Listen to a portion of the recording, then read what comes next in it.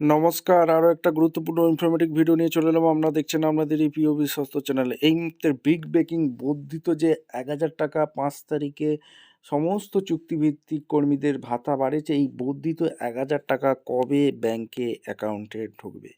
এটাই হচ্ছে সবথেকে এখন গুরুত্বপূর্ণ বিষয়। সমস্ত চুক্তিভিত্তিক কর্মী ভাই বোনেরা এটাই জানতে চাইছেন। এই আপডেটটি আপনাদের সামনে তুলে ধরবো। খুব গুরুত্বপূর্ণ বিষয়।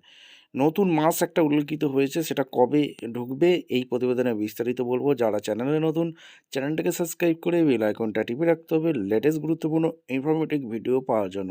স্টেপ টু স্টেপ আপডেটটি আপনাদের সামনে তুলে ধরছি। খুব গুরুত্বপূর্ণ বিষয় হতে যাচ্ছে, কেউ মিস করবে না। স্টেপ টু স্টেপ আপডেটটি দিচ্ছি। আচ্ছা, এই সময় রিপোর্টে প্রতিবেদনে কি বলছে, বিধানসভা ভোটের মুখে আইসিডিএস সমগ্র শিক্ষা মিশন আশাকর্মীদের পাশাপাশি সিভিক ভলেন্টিয়ার, ভিলেজ ও গ্রিন পুলিশদের ভাতা বাড়ালো রাজ্য সরকার।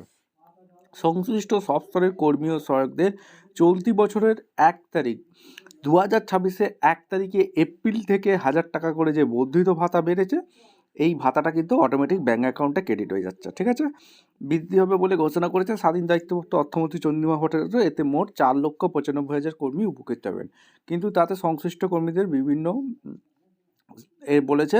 আর মোটামুটি ধরে রাখুন যে ১ তারিখে, অর্থাৎ এপ্রিল মাসের ১ তারিখে যে বর্ধিত টাকাটা, অর্থাৎ ১,০০০ টাকা যে বেড়েছে, সেই টাকাটা ব্যাংকের অ্যাকাউন্টে ক্রেডিট হচ্ছে। ধরুন এখন ১৮,০০০ টাকা বেতন পাচ্ছেন চুক্তিভিত্তিক কর্মীরা, সেক্ষেত্রে এপ্রিলে ২০২৬ থেকে ১৯,০০০ ক্রেডিট হয়ে যাচ্ছে ব্যাংকের অ্যাকাউন্টে। বোঝাতে পেরেছি? ভিডিওটা ইনফরমেটিভ মনে হলে আমাদের চ্যানেলে যারা ফার্স্ট টাইম এসেছেন, চ্যানেলটাকে সাবস্ক্রাইব করে বেল আইকনটা টিপে রাখতে হবে লেটেস্ট গুরুত্বপূর্ণ ইনফরমেটিভ ভিডিও পাওয়ার জন্য। স্টেপ টু স্টেপ আপডেটটি আপনাদের সামনে তুলে ধরলাম। দেখা হচ্ছে একটা কোনো পরবর্তী ভিডিও নিয়ে। অসংখ্য ধন্যবাদ।